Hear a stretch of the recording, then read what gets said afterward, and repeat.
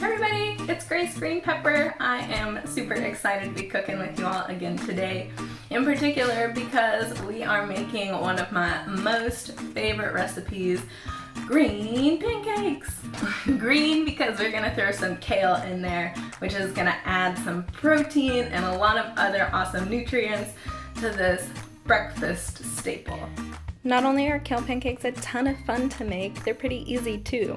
All you need is some yogurt, milk, sugar, salt, vanilla extract, butter, an egg, baking powder, white flour, wheat flour, and of course, kale.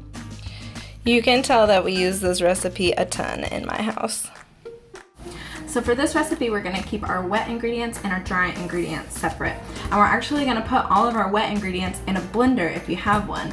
Otherwise, you can put them in a big bowl and use an immersion blender, or maybe work with a food processor to get your kale super finely blended up.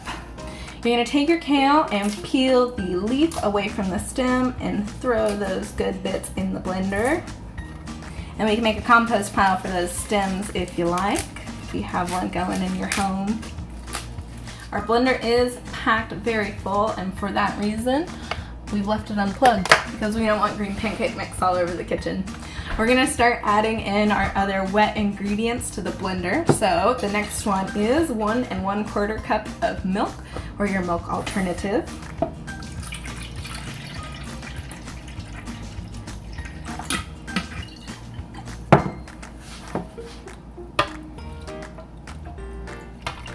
Next, we're gonna add 1 cup of yogurt.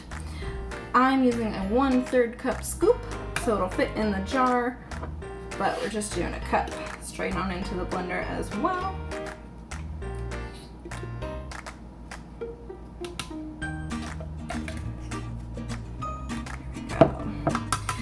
The yogurt's really nice because it makes our pancakes super light and fluffy. Next, we need 1 large egg. So I'm actually gonna crack that separately.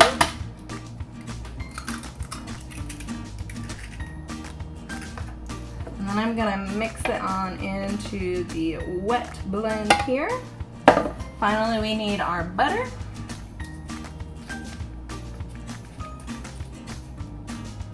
Blend it on in. Next, I'm gonna add in 1 teaspoon of vanilla extract, just straight into the blender with all of my other wet ingredients. Okay, and we started blending it up, but my kale got a little stuck, so I went in with a spatula and I kind of stirred it around to make sure there was plenty of liquid. Now we're gonna give it another go. And again, my hand's firmly on the lid. Oh, now we're getting nice and green. Look at that beautiful mixture. If you're using an immersion blender instead of a standing blender, don't get frustrated, stay patient. I promise it'll be worth it. Now we're gonna start mixing up our dry ingredients. We're gonna start with 1 cup of our white flour.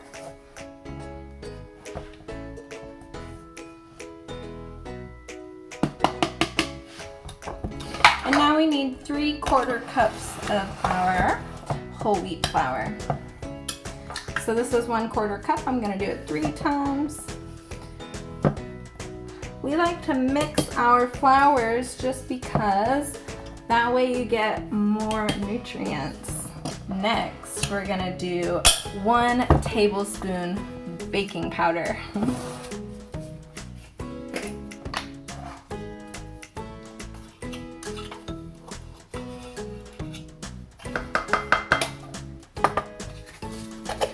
We also need 3 tablespoons of sugar. We really aren't adding much sugar to this at all. The vanilla serves to make it sort of sweet. And then of course you can add a little bit more sweetness with your toppings if you'd like. What are your all's favorite pancake toppings? So this recipe really doesn't call for a lot of sugar at all, and in fact, if you were feeling creative, you could take these pancakes in a savory direction. I've done it in the past where I cut the sugar out, add a little bit of onion and extra kale to it, and it turns out to be a really delicious savory pancake. We also need to add just a pinch of salt, and you can really do this to taste.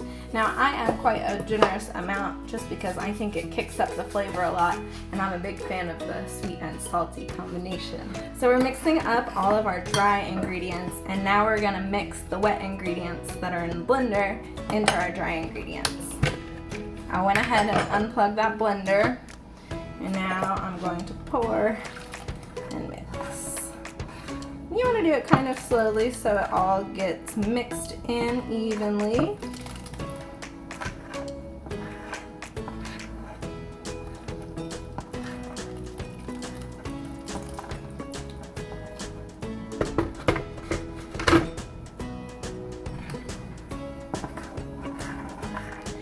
If the texture of your pancakes doesn't turn out quite right, don't be afraid to add a little bit more flour if it's seeming a little too runny, or a little more milk if it's a bit too dry.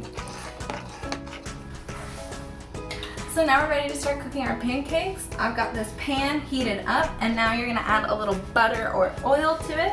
I'm actually gonna use a sun cocoa oil blend just because it's really good for a high temperature pan, which is what's best for pancakes. So I'm gonna make sure that there's plenty of oil in here, or butter works just fine too.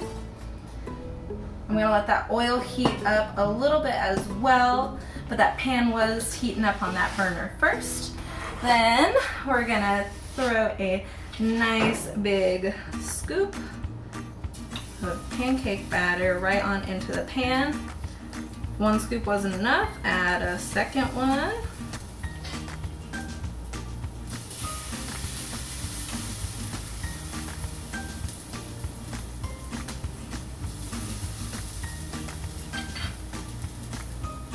There's no wrong size for these pancakes. I find a little bit smaller is easier for flipping, and then that way you can get a couple cooking in the pan at the same time. So how do you know when your pancakes are ready to flip? What's the telltale sign that they have cooked all the way through, or are cooking all the way through? Anybody know? Around the edges, you can see that they're starting to turn a little golden brown. Also, we've got bubbles coming through the surface, which means that the pancakes are cooking through. Here is the flip side of those pancakes, still plenty of green, don't worry.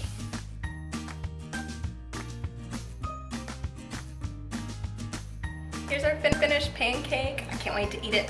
I hope y'all enjoy this recipe and enjoy making them at home. Let me know if you have any creative pancake topping suggestions, and I will be looking forward to cooking with y'all again soon. Keep calm and eat veggies.